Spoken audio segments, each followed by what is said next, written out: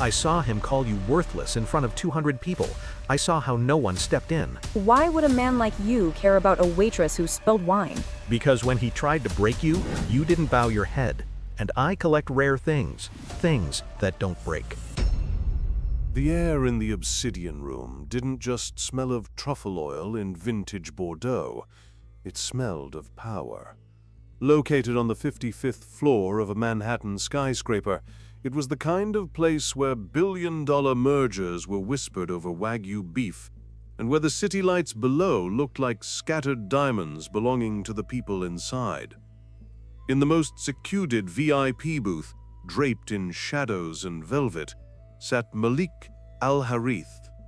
At 33, Malik was a man who had conquered every room he ever walked into, with a personal net worth hovering around $18 billion, built on a ruthless combination of Middle Eastern oil inheritance and Silicon Valley tech aggression. He was bored, profoundly, dangerously bored. He swirled the sparkling water in his crystal glass, ignoring the two American real estate moguls sitting opposite him. They were sweating in their Italian suits, pitching a luxury resort in the Hamptons. Malik stopped listening 10 minutes ago when he realized they were desperate. He didn't do business with desperate men. They were messy. "The synergy is undeniable, Your Highness," he said, his smile tight. "It's Mr. Al-Harith," Malik corrected softly, his voice a low baritone that vibrated through the table. His dark eyes, rimmed with thick lashes that women would kill for, scanned the dining room. It was a habit honed in the harsh deserts of his childhood and perfected in boardrooms. Watch everything, trust no one. That was when he saw her. She was moving through the tables with the grace of a dancer, balancing a heavy silver tray loaded with red wine decanters. Her uniform was a generic black dress, slightly too big for her slender frame, but she wore it with a strange, defiant elegance. Her hair was pulled back tightly, exposing a long, graceful neck. Malik watched her. She looked exhausted. There were shadows under her eyes that concealer couldn't hide, and her lips were pale, yet she smiled at the patrons, a polite, professional mask that didn't reach her eyes. "Check out the waitress," one of the moguls leered, following Malik's gaze. "Legs for days, right?" Malik didn't answer. His grip on his glass tightened. The girl approached table 4, a rowdy group of Wall Street brokers celebrating a bonus. The man in the center, heavy-set, with a face flushed from too much alcohol, watched her approach. As she leaned in to pour the wine, the man's hand shot out. He didn't just brush her. He grabbed her thigh, squeezing possessively. It happened in slow motion for Malik. The girl flinched, a primal defensive reflex. She jerked back. The heavy silver tray tipped. The sound of shattering crystal silenced the jazz quartet. A decanter of Cabernet Sauvignon exploded onto the table, drenching the broker's white custom shirt in blood-red liquid. "You stupid bitch," the broker roared, jumping up and shoving the girl hard. She stumbled back, slipping on the wine, but managed to catch herself on a chair. The entire restaurant froze. Forks paused halfway to mouths.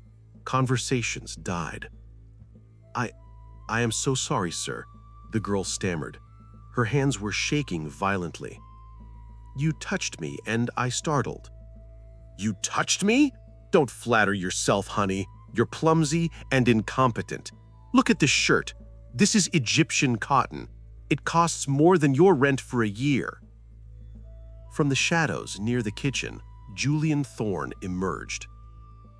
Julian was the owner of the Obsidian Room, a man who curated an image of sophistication but possessed the soul of a slumlord. He saw the wealthy client, the stained shirt, and the trembling waitress. He didn't hesitate. "Harper," Julian barked, marching across the floor. "What have you done?" "Mr. Thorne, he grabbed my leg," Harper Evans said. Her voice was quiet, trembling, And this made Malik sit up straighter. She didn't look down. She looked Julian in the eye.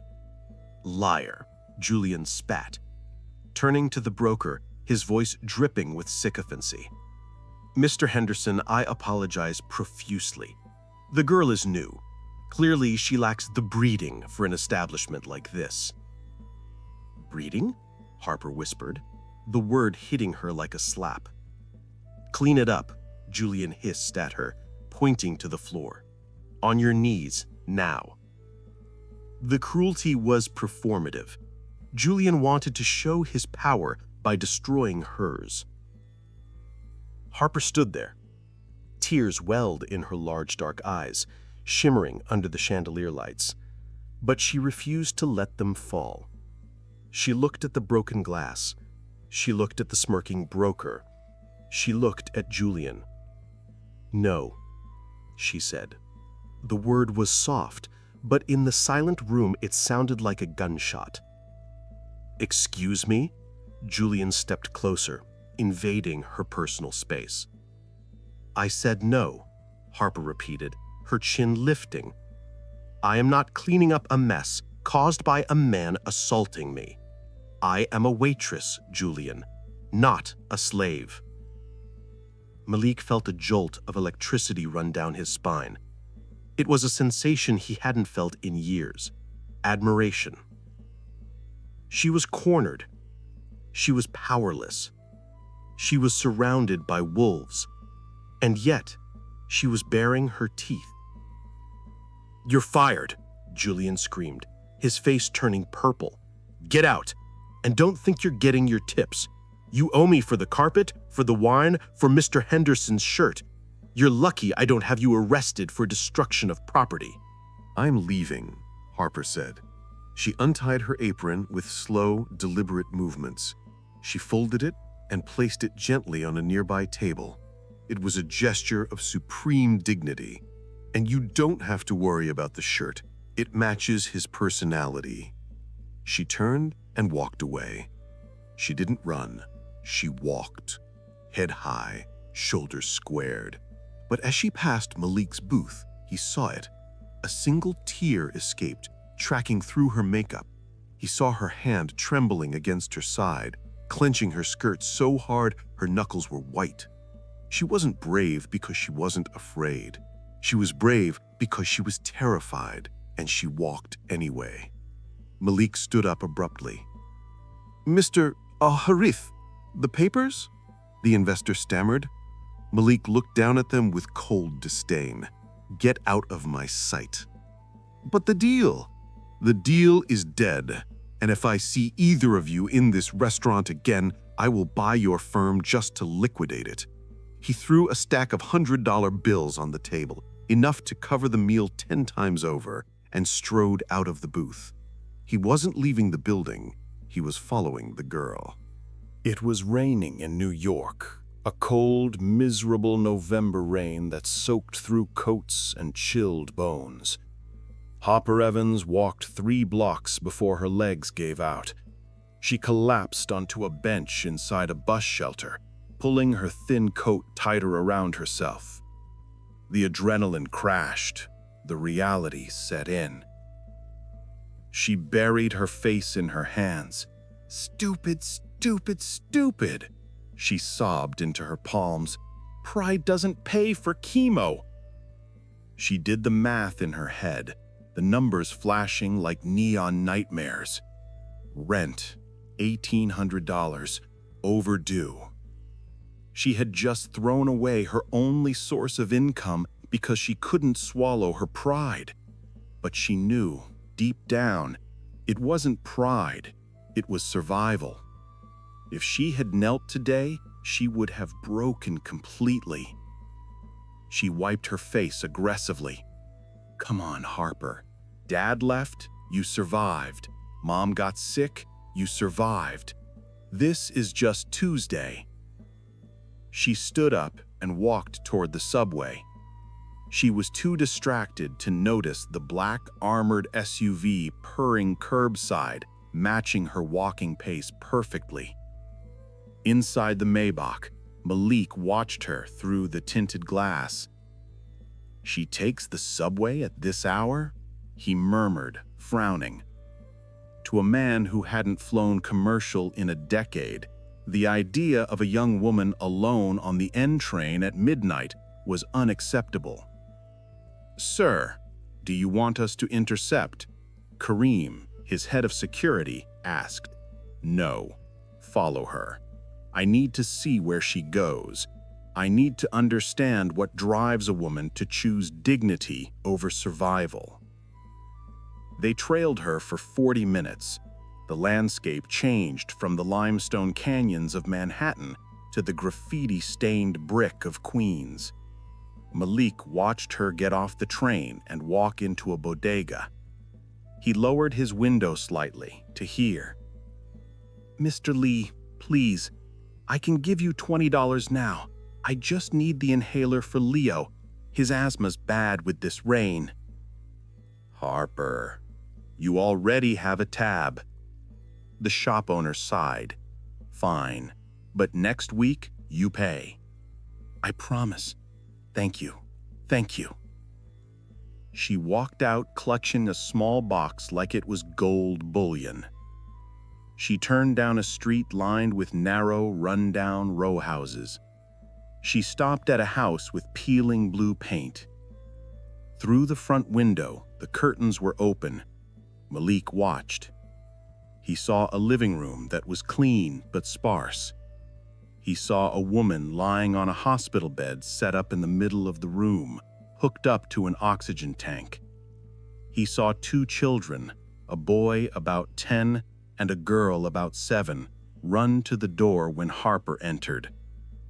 He saw Harper drop her bag, kneel down and hug them.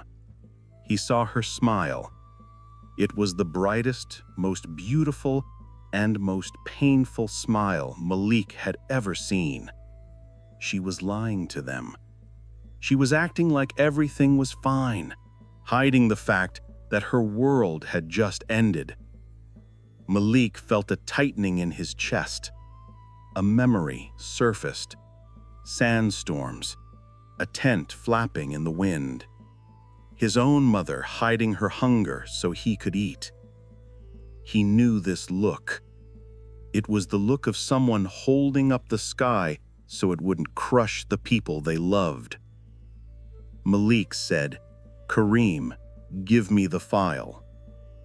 Kareem handed him the tablet. Malik's team was efficient. They had run facial recognition on her the moment he left the restaurant. Name, Harper Evans. Age, 25. Occupation, waitress, terminated. Family, Martha Evans, mother, stage 4 lymphoma. Leo, 10. Lily, 8. Financial status, critical. Impending eviction notice. Malik shut off the screen. "Wait here." "Sir, this is a hostile neighborhood." "I said wait." Malik stepped out of the car. The rain hit his bespoke suit, but he didn't feel it. He walked to the blue door. He didn't just want her. He needed to fix this. It was arrogance, yes, but it was also compulsion. He knocked. Harper was in the kitchen, dividing a single can of soup into 3 bowls, adding water to make it stretch. Knock, knock, knock. Her heart stopped. The landlord? At this hour? "Leo, take Lily to the bedroom," she whispered urgently. "Mom, don't try to get up." She grabbed the only weapon she had, a heavy cast-iron skillet, and walked to the door. She kept the chain on and opened it 2 inches. "We don't have any money," she said fiercely through the crack. "Come back next week, Mr. Gorky." "I am not your landlord, Harper."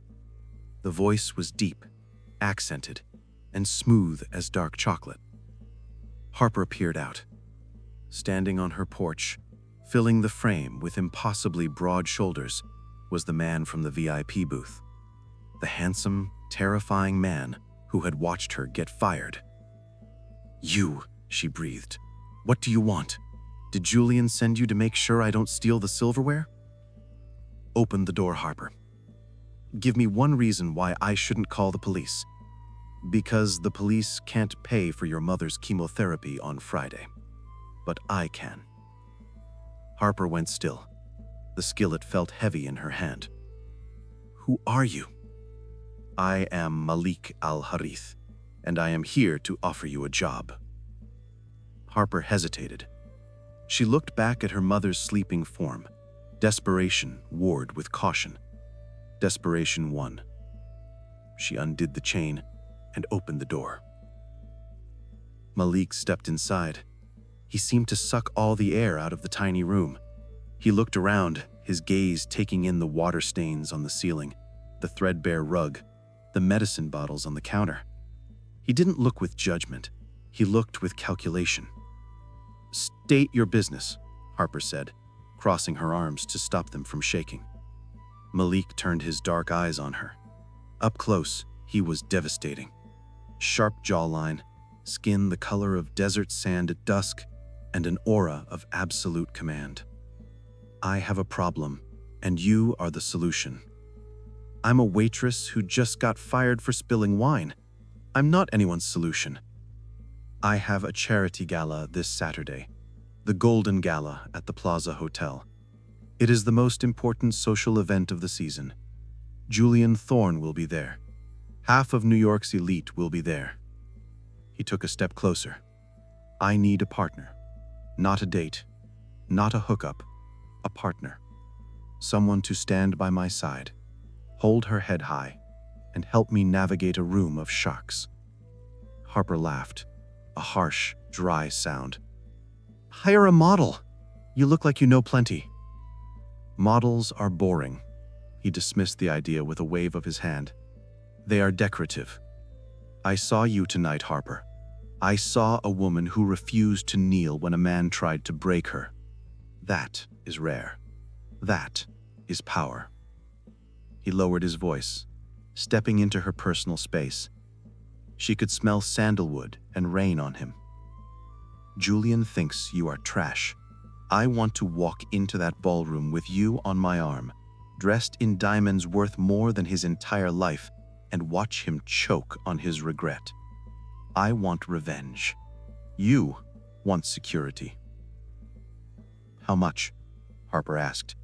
The words tasted like ash, but she had to ask. Malik held up one finger. $100,000 for one night. Harper grabbed the back of the sofa to steady herself. The room spun. That's illegal. You want sex. No sex, Malik said sharply. I don't pay for intimacy. This is a business arrangement. You will be my companion. You will charm my investors. You will make every man in that room jealous and every woman insecure. And you will pretend to be utterly, hopelessly in love with me. Why? Because my board of directors think I am too foreign, too cold, too detached to lead our American expansion. A fiancé, an American fiancé with a heart of gold, softens my image. Fiancé? Harper squeaked. We will fake an engagement for 3 months. After that, we announce a quiet split. He pulled a folded document from his jacket. In addition to the cash, I will transfer your mother to Sloan Kettering immediately. Private suite. The best oncologists in the world. All expenses paid. Leo and Lily will be enrolled in Dalton Private School, tuition covered until they graduate college. Harper looked at her mother, who let out a rattling, painful cough in her sleep. She looked at Leo's worn-out sneakers by the door. She looked at Malik.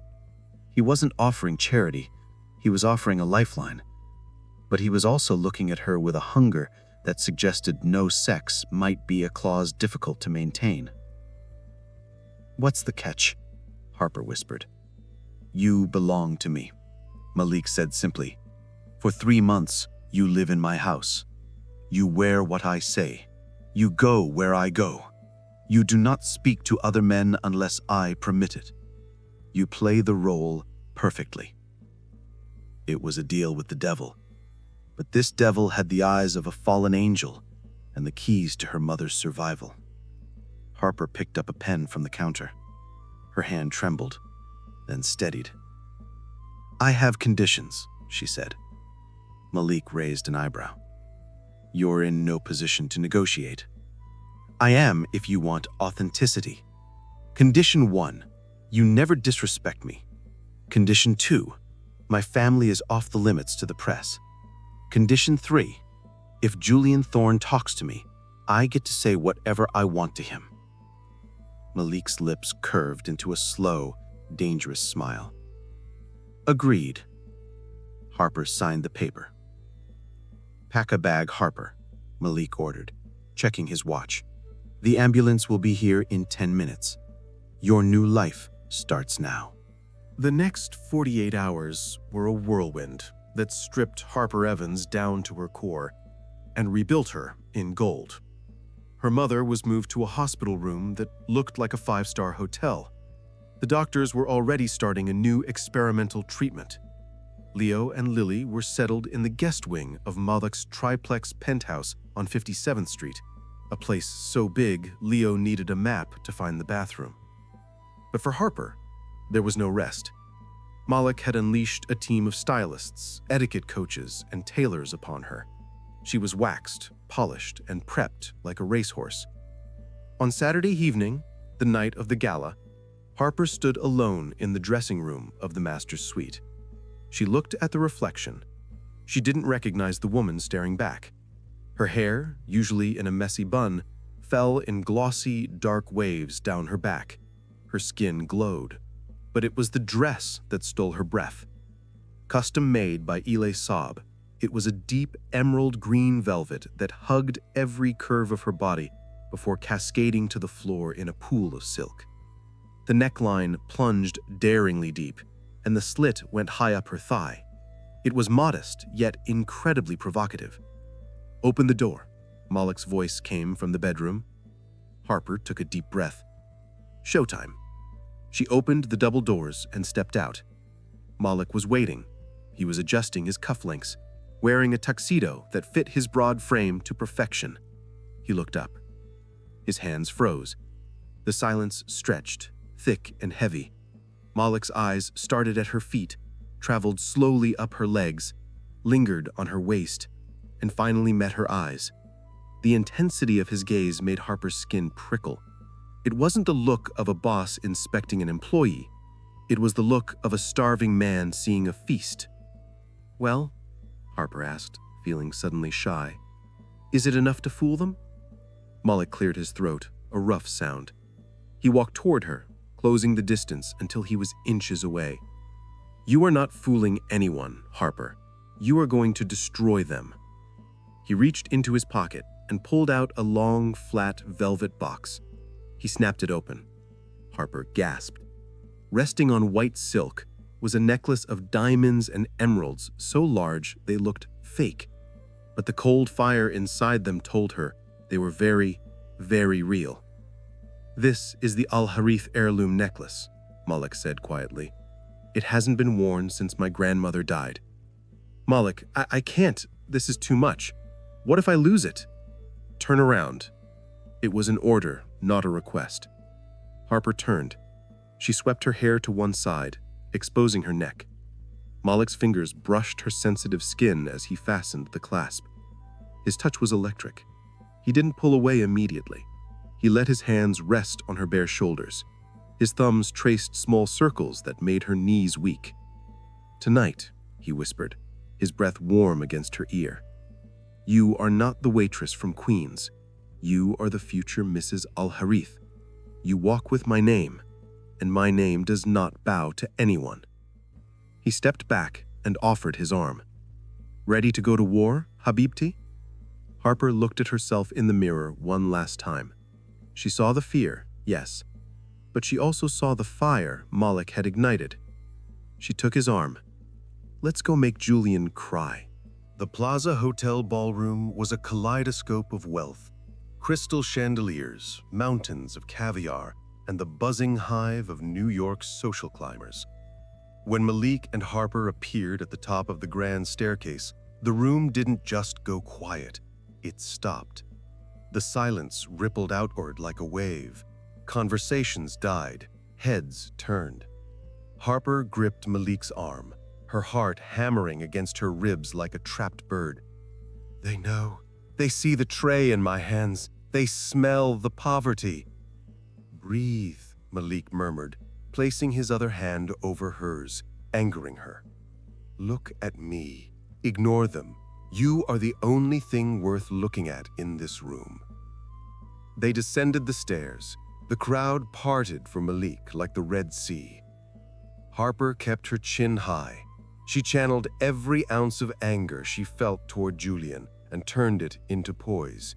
And there he was. Julian Thorne stood near the ice sculpture, holding a glass of champagne, laughing loudly at his own joke. He looked smug, untouchable. Malik steered Harper directly toward him. Mr. Thorne, Malik's voice cut through the air. Julian turned, a sycophantic smile plastered on his face. Mr. Al-Harith, so good to see you. I assume you reconsidered the investment. Julian stopped. He looked at the woman on Malik's arm. He blinked. He squinted. The smile slid off his face like sludge. Harper? The people nearby turned to listen. The gossip was instantaneous. Is that the waitress? No, look at that necklace. That's royal jewelry. It can't be her. Good evening, Julian, Harper said. Her voice was steady, cool, and polite. Julian's face went red, then white. What is this joke, Mr. Al-Harith? Do you know who you brought? This is my former employee. I fired her for incompetence 3 days ago. He laughed nervously, looking around for support. Did you pick her up off the street for a charity case? The insult hung in the air. Malik released Harper's arm. He took one step forward. The temperature in the room seemed to drop 10 degrees. Careful, Julian, Malik said softly. You are speaking about my fiancée. Gasps. The sound of 100 socialites inhaling at once. Fiancée? Julian choked. That's impossible. She's a nobody. She is the woman who will bear my name, Malik announced, his voice projecting to the rafters. And I do not tolerate insults to my family. Malik pulled out his phone and tapped the screen once. While we are on the subject of competence, Julian, I have some news. This morning, Harith Global purchased the outstanding bank loans for your restaurant group. Julian dropped his glass. It shattered on the floor, a poetic echo of the glass Harper had dropped. You bought my debt? I own you, Malik said, his eyes dead cold. I own the Obsidian Room. I own your lease. I own your brand. And as the new majority owner, I am making some management changes. He leaned in, towering over the smaller man. You're fired, effective immediately. Security is escorting you out of the building as we speak. You can't do this, Julian shrieked, losing all composure. I just did. Now get out of my sight before I have you arrested for trespassing. 2 large security guards materialized and grabbed Julian by the elbows. As they dragged the protesting man away, the elite of New York watched in stunned silence. Then, Malik turned to Harper. He took her hand and raised it to his lips, kissing her knuckles in a gesture of absolute devotion. Are you thirsty, my love? Let's get you some wine, and I promise if you spill it, I'll just buy the hotel. For the first time in her life, Harper Evans didn't feel like a victim. She felt like a queen. And looking at Malik, at the fierce protective pride in his eyes, she realized the most dangerous thing of all. She wasn't pretending anymore. The ride back to Malik's penthouse was silent. but the air inside the Maybach crackled with enough electricity to power the city. Harper kicked off her heels the moment the door closed, curling her legs up on the leather seat. The adrenaline was fading, leaving her shaking. "Fiancé?" She broke the silence, turning to look at Malik in the shadows. "Mrs. Al-Harith? That wasn't in the fine print, Malik?" Malik loosened his tie with a sharp tug, looking out at the passing lights of Fifth Avenue. It was a tactical necessity. A girlfriend is disposable to the press. A fiancé is protected territory. If I had introduced you as my girlfriend, Julian would have sold stories about you being a gold digger by morning. As my future wife, you are untouchable. The media fears me too much to attack the matriarch of my house." "But it's a lie!" Harper exclaimed. "The whole city thinks we're getting married. What happens in 3 months when we break up? They'll say I wasn't good enough." Malik turned to her. His eyes were unreadable pools of darkness. "Then we make the lie perfect. So perfect that even you forget it's a script." The car pulled into the private underground garage of the penthouse. They took the elevator up to the 90th floor in silence. When the doors opened, Harper stepped onto the marble floor, the weight of the night crashing down on her. "I'm going to bed," she whispered. I can't process this." "Harper," Malik sighed. She stopped. "You were magnificent tonight," he said, his voice low and rough. "You held your head higher than any queen I have ever met." Harper felt a blush heat her cheeks. "I just channeled my anger. It's a useful fuel."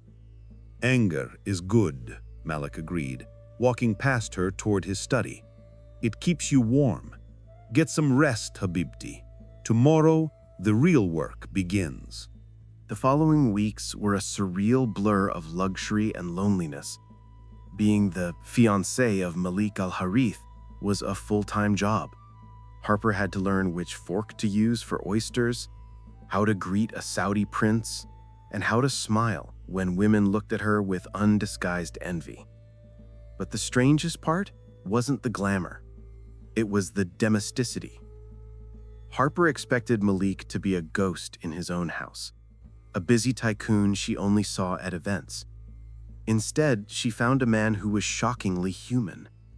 It happened on a Tuesday at 2 a.m. Harper couldn't sleep. She missed the noise of Queens. The silence of the penthouse was deafening. She wandered into the massive stainless steel kitchen to make tea. She found Malik there. He was sitting on a bar stool, wearing gray sweatpants and a t-shirt that stretched tight across his chest. He was eating a grilled cheese sandwich? "I didn't peg the Line of the Desert as a Cheddar fan," Harper said, leaning against the doorframe. Malik jumped, nearly dropping the sandwich. He looked almost guilty. "The staff is asleep. I missed dinner." "Is that Kraft singles?" Harper teased, walking closer. "Don't judge me. It's efficient." Harper laughed. She took the bread from the counter. "Move over. You burned the crust. Let a professional waitress show you how it's done." For the next hour, the billionaire and the girl from Queens sat on the kitchen floor eating grilled cheese and drinking milk. The barriers came down. "Tell me about your father," Harper asked softly. Malik looked at his hands. "He was a prince who fell in love with a nomad. His family disowned him. I grew up in a tent, herding goats. We had nothing. I remember the cold nights, huddling against the sheep for warmth." He looked at Harper. "That's why I snapped when Julian mocked you. I know what it feels like to be looked at like dirt, to be hungry while others feast." Harper reached out and covered his hand with hers. His skin was warm, his fingers strong. "You make me want to be the hero you think I am," he whispered. He leaned in. Harper's breath hitched. His eyes dropped to her lips. "Kiss me," she pleaded silently. "Forget the contract. Just kiss me." But Malik pulled back at the last second. He stood up abruptly, breaking the connection. "It's late. We have a board meeting tomorrow. Good night, Harper." He left her in the kitchen, her heart pounding a frantic rhythm against her ribs. They were playing a dangerous game. They were pretending to be in love, and doing such a good job that they were fooling themselves. Happiness, Harper learned, makes you careless. They had let their guard down. And Julian Thorne, rotting in his misery, had been busy digging. It happened 3 weeks later. Malik was in London for a 24-hour emergency meeting with OPEC. Harper was at the penthouse with Leo and Lily, helping them with homework. Suddenly, her phone exploded, text after text. Is it true? Check Twitter. Oh my God, Harper. She turned on the TV. The headline on the celebrity news channel was blinking in red. The billion-dollar fraud. Sources reveal Sheikh's engagement is a paid transaction. A grainy photo of the contract she signed flashed on the screen. Julian had found the cleaning lady from Malik's office. He had bought the trash. Harper Evans, a destitute waitress, was allegedly paid $100,000 to pose as Al-Harith's fiancée to boost his American approval ratings. Harper? Leo asked, looking scared. Why are there people screaming outside? Harper ran to the window. Down on 57th Street, a mob of paparazzi was swarming the entrance. Stay away from the windows, Harper ordered, her voice shaking. Go to your rooms, put on your headphones. Her phone rang. It was Malik. Don't go out, he commanded. He sounded breathless, like he was running. I am landing in 4 hours. I will fix this. Do not speak to them. They know everything, Malik. The money, the mom's bills. Harper, listen to me. Trust me. But 4 hours was too long. The narrative was spinning out of control. The news anchors were calling her a con artist, a gold digger, a prostitute in a designer dress. They were attacking her mother. Did she use her mother's cancer to secure a payday? That broke her. Harper Evans didn't hide under the bed. She didn't wait for a man to save her. She went to the elevator. She pressed lobby. When the doors opened, the flash bulbs were blinding. Security guards tried to hold the press back, but Harper stepped past them onto the front steps of the building. Miss Evans, how much did he pay you? Is it true you were evicted? Did you seduce him for the money? Shut up, Harper yelled. It wasn't a scream of fear, it was a command. The crowd quieted, surprised by her ferocity. She stood there, wearing jeans and a sweater, no makeup, looking small but unbreakable. You want the truth? She asked, her voice ringing out. Here is the truth. Yes, I was broke. I was desperate. My mother was dying, and I couldn't afford the medicine to save her. She looked directly into the lens of the nearest camera. Malik Al-Harith didn't hire an actress. He saved a family. He saw a stranger drowning, and he pulled her out. If that makes him a villain in your eyes, then you don't know what a hero looks like. But the contract, a reporter shouted. You signed a contract for affection. The contract was for a companion, Harper said, tears stinging her eyes. But you can't contract what happened next. You can't pay a man to hold your hand while your mother gets chemo. You can't pay a man to make grilled cheese at 2 a.m. because you're homesick. What I feel for him, her voice cracked. What I feel for him isn't for sale. I love him, not his money. Him, the man who hides his heart because he's afraid of getting hurt. A black helicopter roared overhead, descending rapidly toward the building's roof, but simultaneously, a convoy of SUVs pulled up to the curb. Malik jumped out of the lead car before it even stopped moving. He pushed through the paparazzi like a linebacker. Get Back, he roared. Back! He reached Harper, grabbing her shoulders. I told you to wait! I couldn't let them call you a liar, she sobbed. Malik looked at her face, wet with tears, and then at the vultures surrounding them. He realized something. She had thrown herself to the wolves to protect him. He grabbed the back of her head and kissed her. It was a kiss of possession, of desperation, of absolute finality. The cameras went wild. Malik pulled back and turned to the press. You want a story? Write this down. He reached into his jacket pocket. He didn't pull out a paper. He pulled out a ring box. He dropped to one knee on the dirty New York sidewalk. The silence was deafening. Malik, Harper whispered. I tore up the contract the second day, Harper. I was just too much of a coward to tell you. I don't want an employee. I don't want a fake fiancé. He opened the box. A canary yellow diamond, bright as the sun, sat inside. I want the woman who fights for me. I want the woman who makes me feel like I have a home. Harper Evans, marry me. For real. No expiration date. Just us. Harper covered her mouth, nodding frantically as tears streamed down her face. Yes, yes, you idiot. Yes. Malik slid the ring onto her finger, stood up, and swept her into his arms. The applause from the crowd was hesitant at first, then thunderous. Even the cynical New York press loves a fairy tale. 6 months later, Julian Thorne pleaded guilty to tax evasion and embezzlement. His restaurant was boarded up, a for lease sign hanging crookedly in the window. He was yesterday's news. But half a world away, the sun was setting over the endless golden dunes of the Rub el-Khali Desert. Harper stood on the balcony of the Al-Harith family palace, the warm wind playing with the hem of her white silk caftan. She took a deep breath. The air smelled of spice and heat, so different from the exhaust fumes of Queens, yet it felt like home. You are thinking too loud, a deep voice murmured.